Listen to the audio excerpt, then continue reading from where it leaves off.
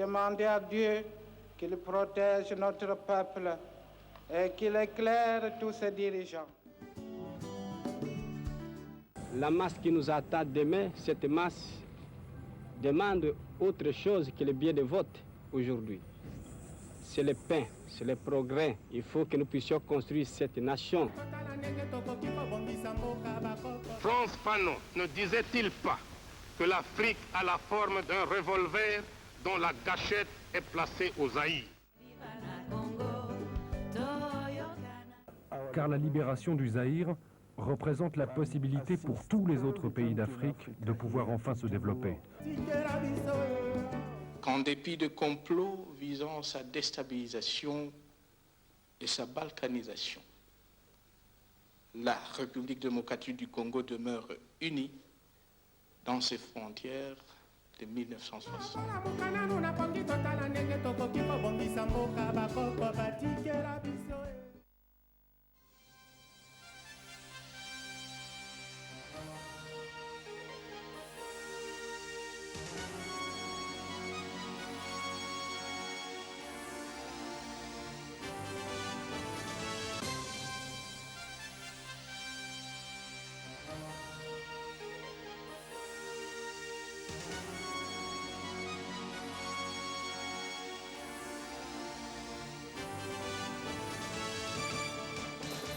Bonsoir à tous, voici les titres de ce journal. Richard Mouyej est arrivé ce lundi à Goma pour confirmer le retrait des éléments du M23. Le ministre de l'Intérieur est allé soutenir le gouvernement provincial du Nord Kivu à reprendre du service.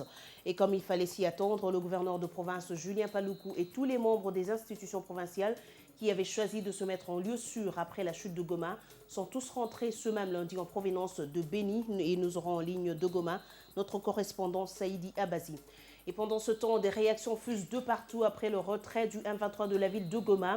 Si du côté de la majorité, l'on salue le retour à la normale dans le chef-lieu du Nord Kivu, du côté de l'opposition, l'on reste dubitatif et beaucoup attendent de voir le député Martin Fayulu et sa plateforme Les Forces acquises au changement ne se font aucune illusion. Le M23 peut rentrer à tout moment à Goma tant qu'il le vaudra si le gouvernement n'accède pas à ses revendications.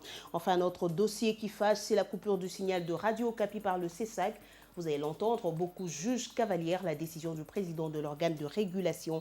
La MONUSCO, pour sa part, rejette les griefs mis à sa charge par le président du CESAC. Voilà tout pour le sommaire et bonsoir à tous.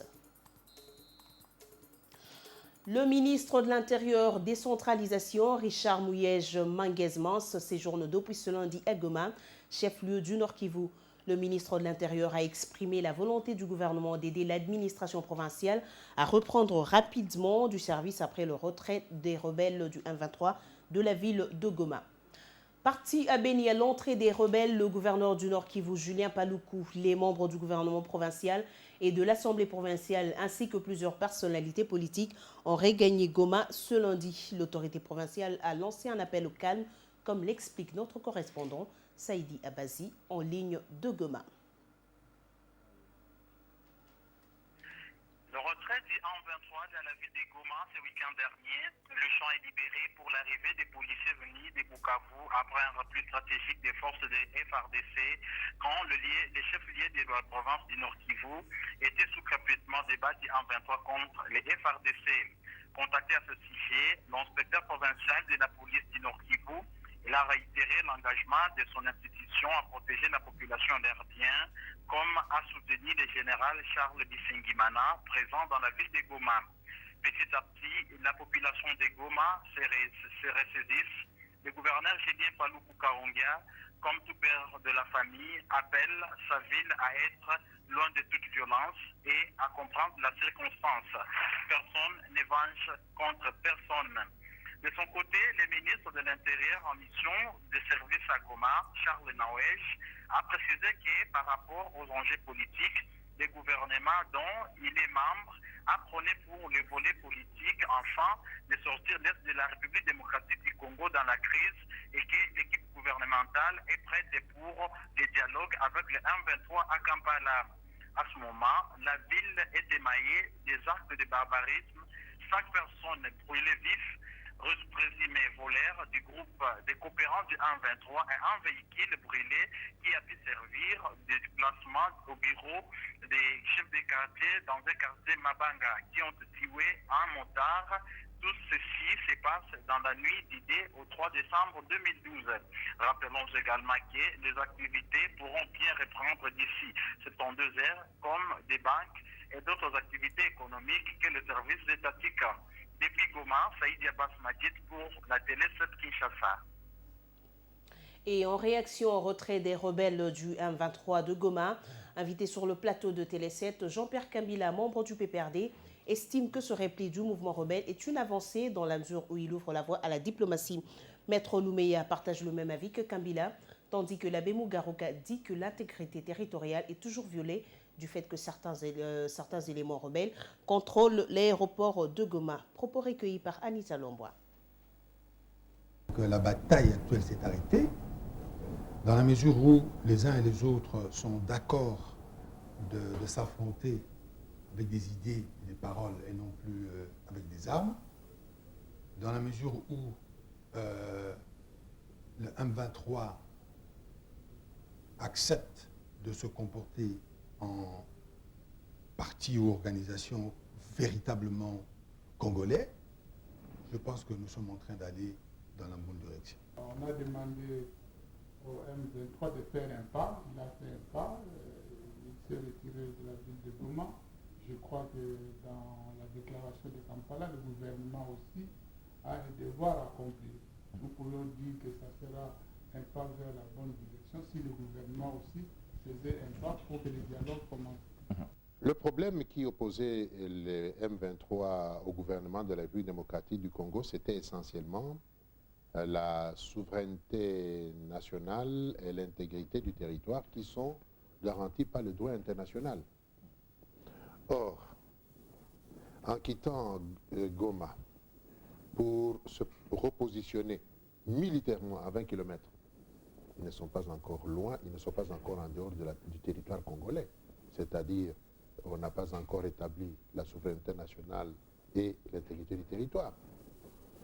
En exigeant de devoir garder 100 soldats, une compagnie, sur l'aéroport de Goma. Ça, c'est la résolution de Kampala qui le dit. Oui, c'est de Kampala qui ce qui va se passer, effectivement, ce qui est en train de se passer maintenant. Ils ne quittent pas Goma. Parce que, pour ceux qui connaissent la région, Goma, c'est en pleine ville de Goma. Ce n'est pas comme ici où vous avez l'aéroport à 30 km. Et vous pouvez avoir la latitude de suivre l'intégralité de l'émission Débat de la semaine à 20h45. La situation sécuritaire volatile à l'est du pays était au centre d'un débat houleux ce lundi au Sénat.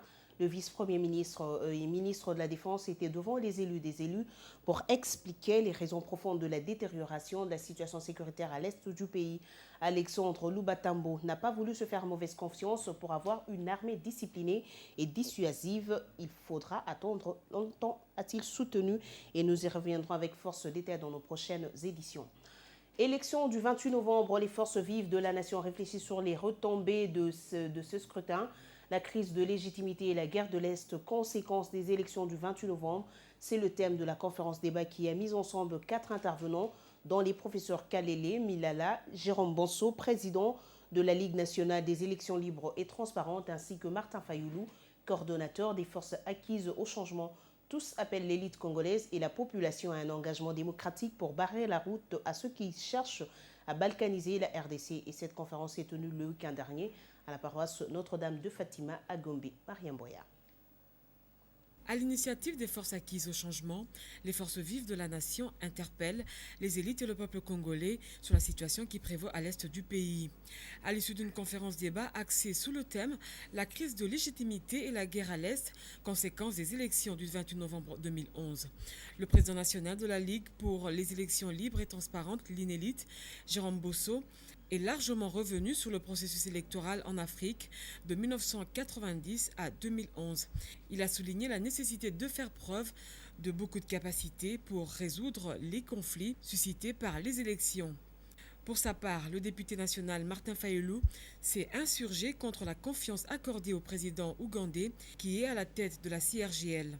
La RDC est devenue la risée du monde, se plaint le président de l'ECID et coordonnateur des FAC. Nous avons demandé depuis très longtemps, parce que c'est de ça qu'il s'agit, la crise de légitimité, qu'il y a crise de légitimité. Et quand les enfants du pays constatent que ça ne va pas au pays, qu'est-ce qu'ils font? Ils se mettent ensemble. Nous avons demandé un dialogue entre nous ici d'abord.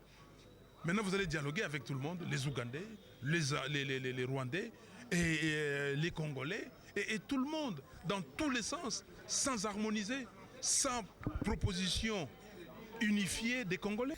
Le professeur Barnabé Milala, l'un des intervenants, déplore la situation actuelle du pays, caractérisée par des demi-mesures au niveau local, national et international.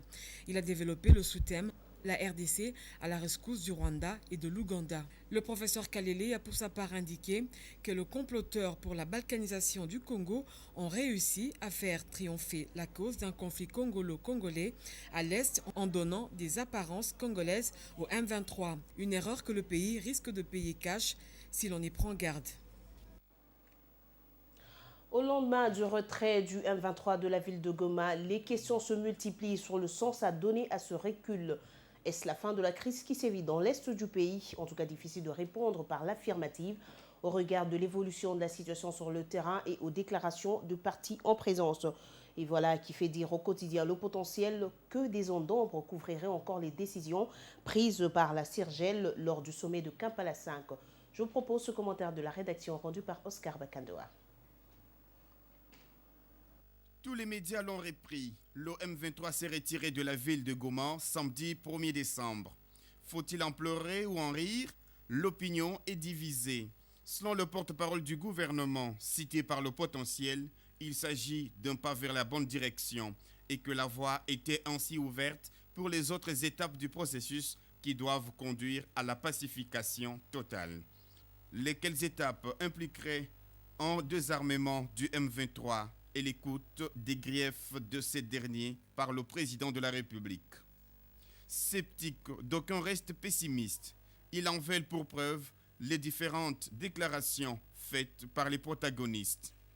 De son côté, la MONUSCO affirme continuer à sécuriser l'aéroport de Goma en attendant la mise en place du groupe de sécurisation mixte FARDC M23 et Force internationale neutre.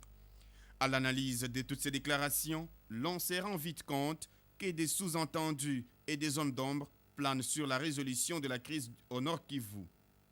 Il serait même trop tôt de se réjouir car rien ne serait vraiment joué. La question qui est sur toutes les lèvres est celle de savoir ce qui pourrait bien justifier la présence des troupes du M23 à l'aéroport de Goma. Une question en appelant une autre, comment la CIRGEL peut-elle recommander la gestion administrative de Goma à des mutins? Serait-ce une prime à la guerre? Dès lors, qu'est-ce que cette organisation sous-régionale a fait en faveur du rétablissement de l'autorité de l'État sur l'ensemble du territoire national? À première vue, les sommets de Kampala se succèdent et se ressemblent. Un 6e est annoncé alors que le 5e n'a pas livré tous ses secrets. Le flou persiste et il n'est pas exclu à ce jour de dire que le M23 n'a fait qu'un repli stratégique avant de revenir. Que peut-on en déduire? Le Rwanda et l'Ouganda ne sont pas prêts à lâcher prise. Ils ont planifié l'occupation de la RDC, particulièrement sa partie orientale, et ils y tiennent comme à leur prunelle. Dans leur détermination à réussir la partition de la RDC, Kigali et Kampala dictent leurs lois au sein de la CIRGEL, de manière que leurs objectifs spécifiques soient atteints étape par étape avant l'annexion de l'ex-province du Kivu au Rwanda et du district de l'Ituri à l'Ouganda. Le dernier succès est cette distraction relative au retrait du M23 de Goma. Pourquoi l'avoir laissé conquérir cette ville avant de lui demander de s'en retirer? Subtil, Kigali et Kampala ne cessent d'initier des débats et rencontres à travers le monde pour obtenir des adhésions à leur thèse d'annexion des provinces du Kivu. Tous ces plans passent au-dessus des politiciens congolais qui se contredisent, se dédisent et qui, aux dernières nouvelles, se précipitent à aller négocier avec ceux qu'ils ont qualifiés hier des bandits et des forces négatives. Or, le plan de balkanisation est toujours en marche.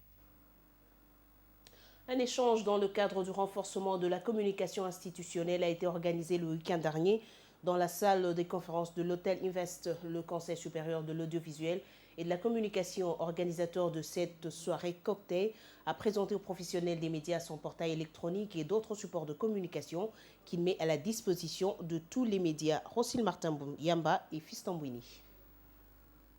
Les éditeurs, les responsables des médias et les directeurs des programmes et des publications autour du bureau du CESAC.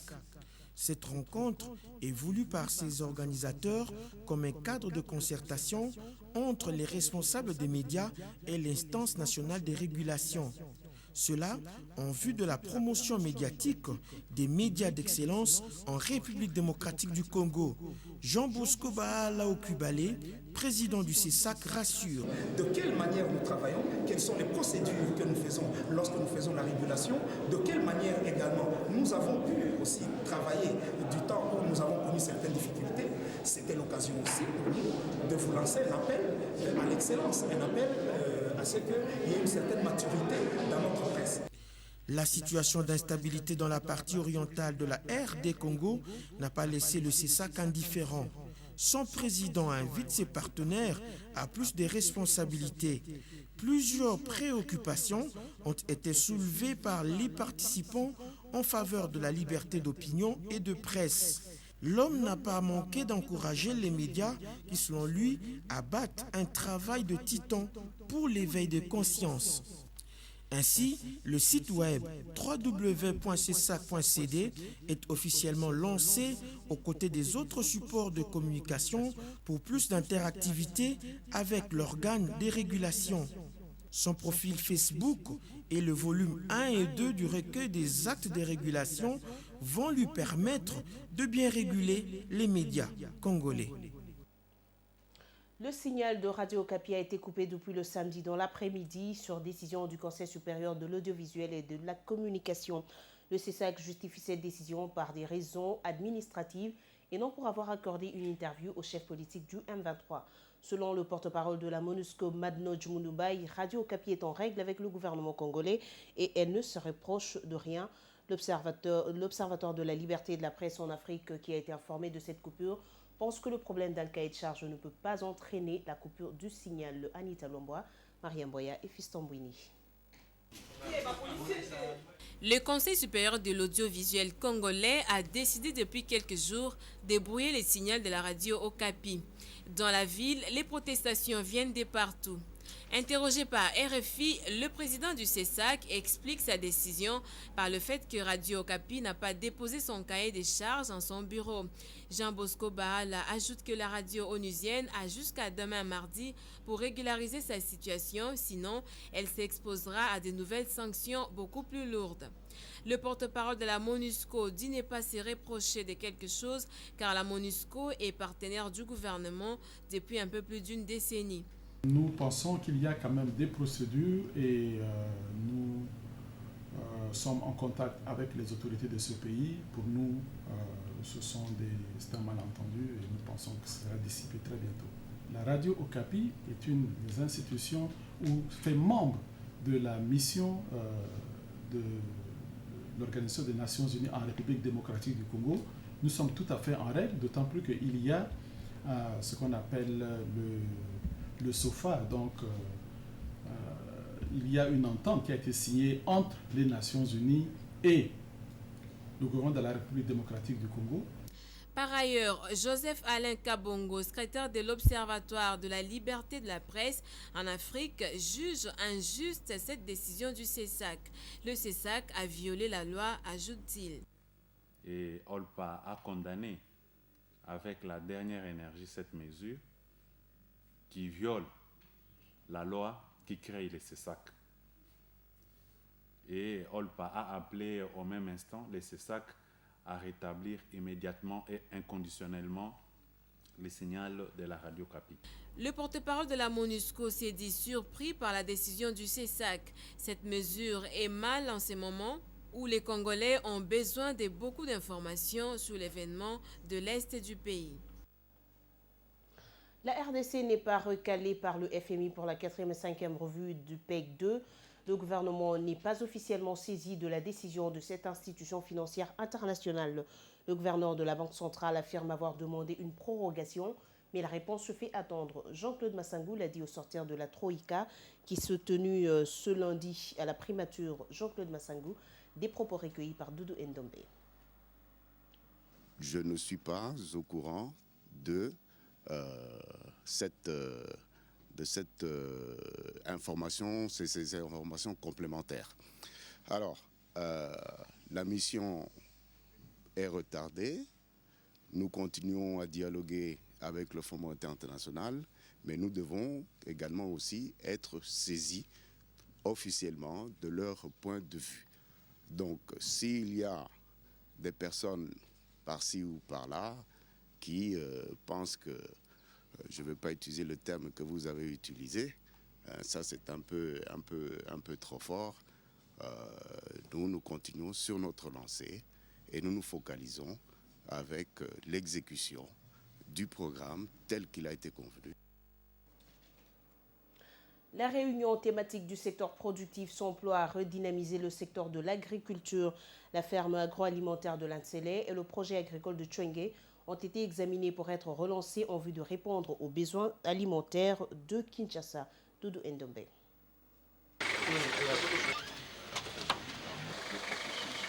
Pour relancer les secteurs de l'agriculture, le groupe thématique s'est penché sur la réhabilitation de la ferme agro-pastorale de l'Ansele et de Tchwengue.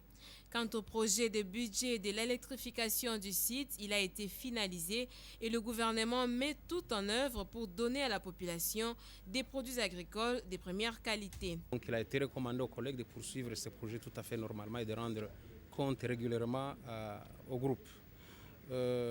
Mais également, il a été recommandé aux collègues de relancer le projet de réhabilitation de la ferme agro-pastorale d'Ansele, une ferme qui est très importante, dont la réhabilitation va conditionner l'approvisionnement de la ville de Kinshasa et de l'arrière-pays en produits agricoles de première qualité. Quelques ministères du secteur sont appelés à se concerter pour la relance de l'Office national du café. Il est impérieux pour la RDC de reprendre avec la culture du café. Une étude minutieuse doit être faite pour la consolidation de cette entreprise. Dans le secteur de l'éducation au Collège Saint-Modeste, les lauréats de la première période ont reçu des prix d'encouragement de la part de la promotrice de cette école. Par cette récompense, Marie-Kate Mutinga entend ainsi stimuler les élèves et travailler ainsi pour le rayonnement de cet établissement scolaire. La cérémonie a eu lieu samedi dernier au Collège Saint-Modeste dans la commune de l'Ansele. Suivez.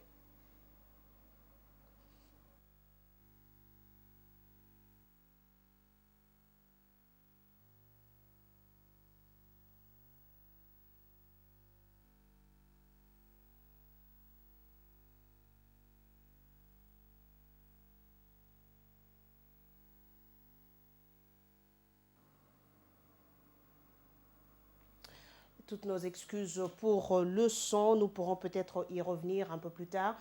Et le Centre pour la promotion sociale et communautaire s'engage à intensifier la lutte contre le VIH-Sida dans la commune de Ngaba. Pour commémorer la journée du 1er décembre consacrée à la lutte contre le VIH-Sida à travers le monde, il a organisé une journée culturelle à l'intention des jeunes et toute la communauté de la commune de Ngaba. Plusieurs activités dans la danse et le théâtre et les témoignages étaient au rendez-vous. Retour sur cette journée avec Rosine Martin-Bouyamba. Combien d'autres organisations qui luttent contre le VIH-Sida en RDC, le Centre pour la promotion sociale et communautaire a choisi d'organiser une journée culturelle pour commémorer la date du 1er décembre. À la clé, plusieurs manifestations, dont le récital de poèmes, la danse et le témoignage. En ce moment particulier, le CEPROSOC qui travaille avec l'appui de ses partenaires pour conscientiser les jeunes devant l'ampleur du VIH-Sida peut se dire heureux des résultats obtenus. Je prends des ARV et je n'éprouve aucune honte pour cette maladie, avoue cette femme. Je demande à tout le monde, surtout aux jeunes, de faire un dépistage volontaire afin qu'ils connaissent leur statut sérologique. Alors que les statistiques au niveau mondial démontrent une nette amélioration de la situation sur le terrain, à Kinshasa, les prestataires des services ont encore du mal à convaincre la population au dépistage volontaire.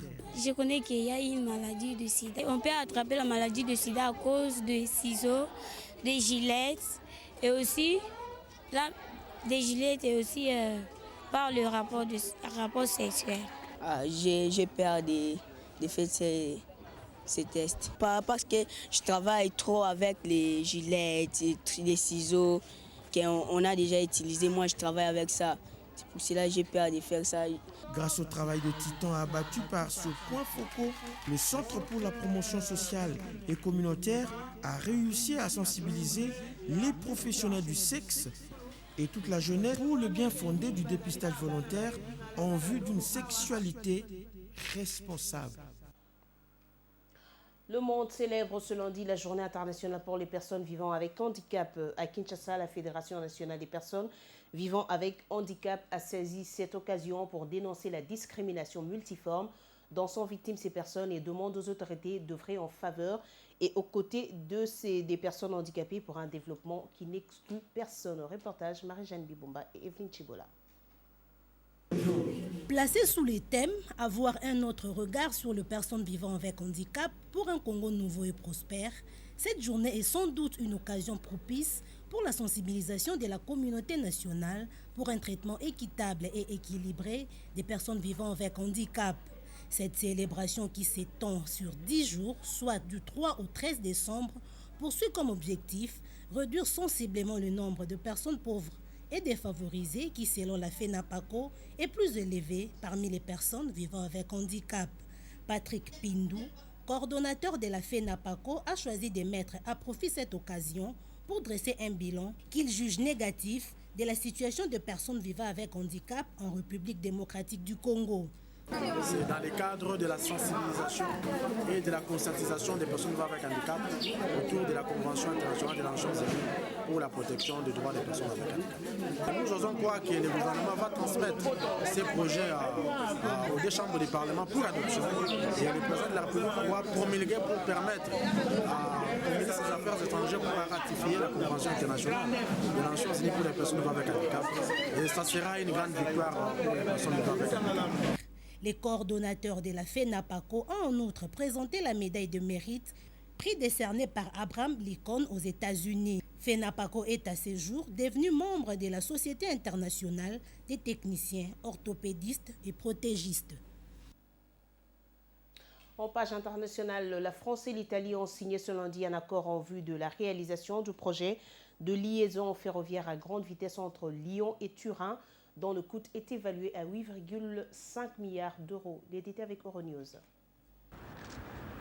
La France et l'Italie ont signé un accord relatif à la future ligne à grande vitesse Lyon-Turin, un tunnel dont le coût est estimé à 8,5 milliards d'euros, dont 40% doit être financé par Bruxelles. L'accord a été signé à Lyon lors d'un sommet franco-italien en présence des deux dirigeants, lors duquel 5 autres accords ont été signés.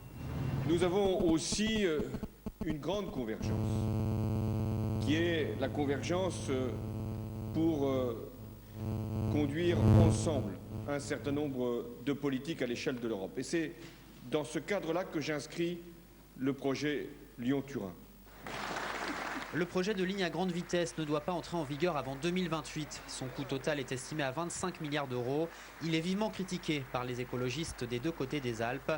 Environ 300 opposants ont manifesté à Lyon contre le projet, mais ils n'ont pas pu approcher du lieu où s'est déroulé le sommet en raison d'un important dispositif policier. 12 bus transportant 600 militants venus d'Italie ont aussi été bloqués à un péage. D'autres n'ont pas été autorisés à passer la frontière. Et le gouvernement israélien ne renonce pas à sa décision de construire 3000 nouveaux logements dans des colonies en Cisjordanie et à Jérusalem-Est, cela malgré des pressions internationales. Les détails dans ce reportage. La communauté internationale réagit vivement à l'annonce de nouvelles colonies israéliennes. Même les États-Unis critiquent ces constructions particulièrement controversées. Pourquoi ? Parce que les 3000 logements prévus entre Jérusalem et la colonie de Maale Adounim rattacheraient ces deux villes et de fait couperaient la Cisjordanie en deux. Cette voiture est celle de l'ambassadeur israélien à Londres. Ce matin, il a été convoqué au Foreign Office. Même rappel à l'ordre pour les ambassadeurs israéliens à Paris, Stockholm et Madrid. Selon des médias israéliens, Paris et Londres pourraient même rappeler pour la première fois leurs ambassadeurs. Enfin, le gouvernement Netanyahou a annoncé qu'il bloquait le transfert des taxes douanières collectées par Israël. 92 millions d'euros au total qui ne seront pas reversés à l'autorité palestinienne. Après la menace de nouvelles colonies, c'est encore une décision en représailles au vote de l'ONU sur la Palestine.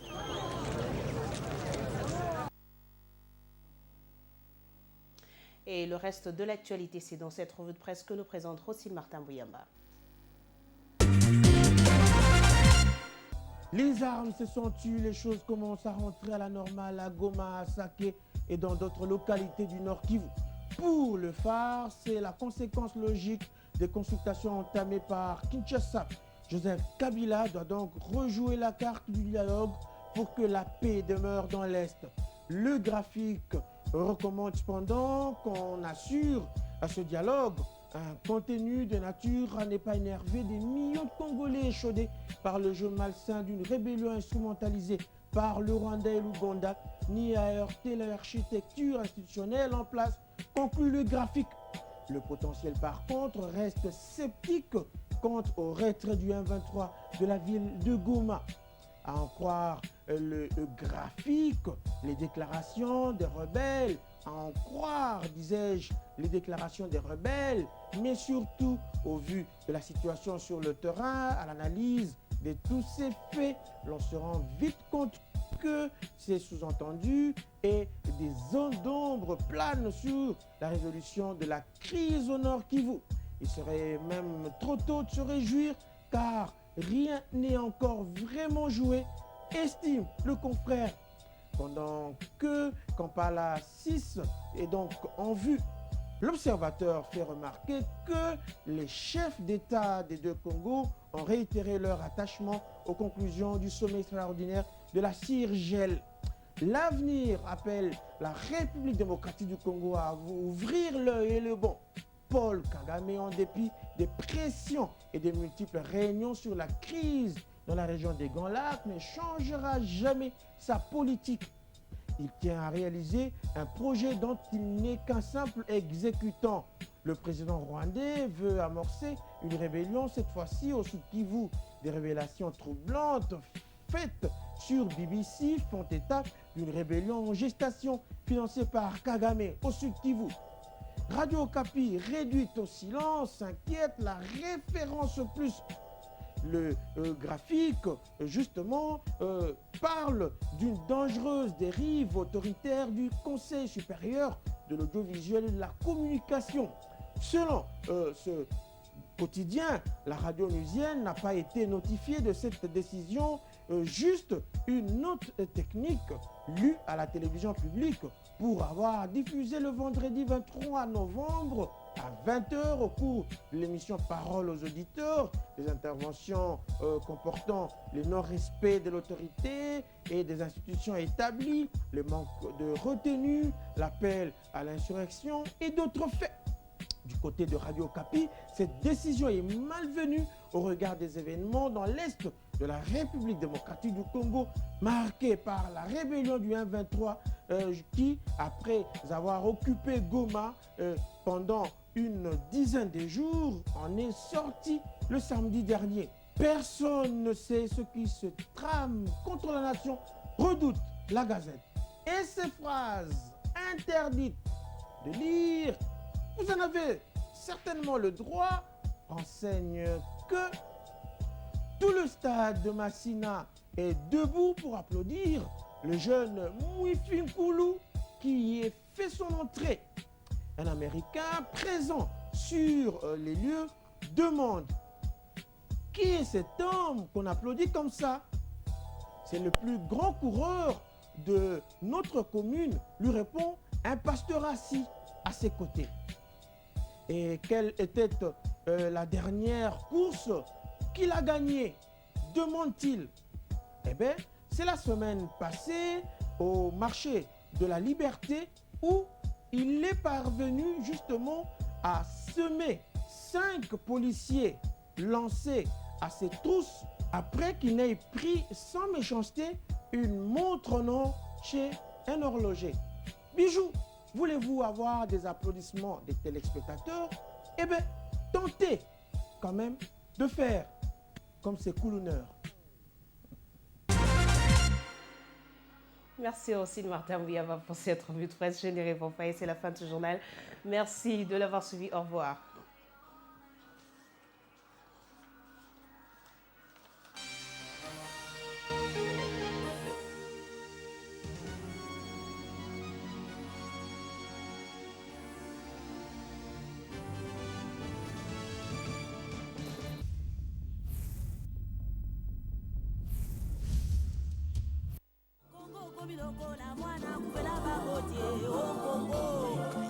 Les complots étaient déjà faits.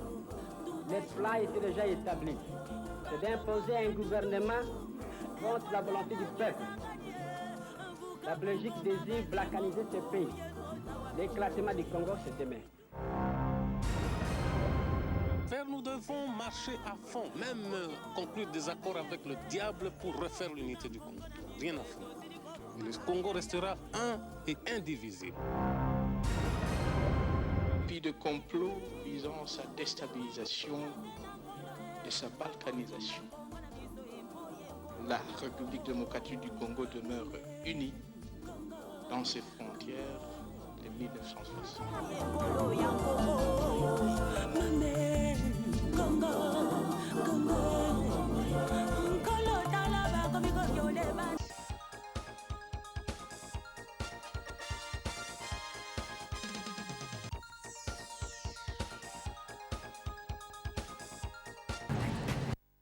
Télé 7 est un espace de liberté qui grandit en toute responsabilité et à son honneur, il n'y a pas de tabou ici.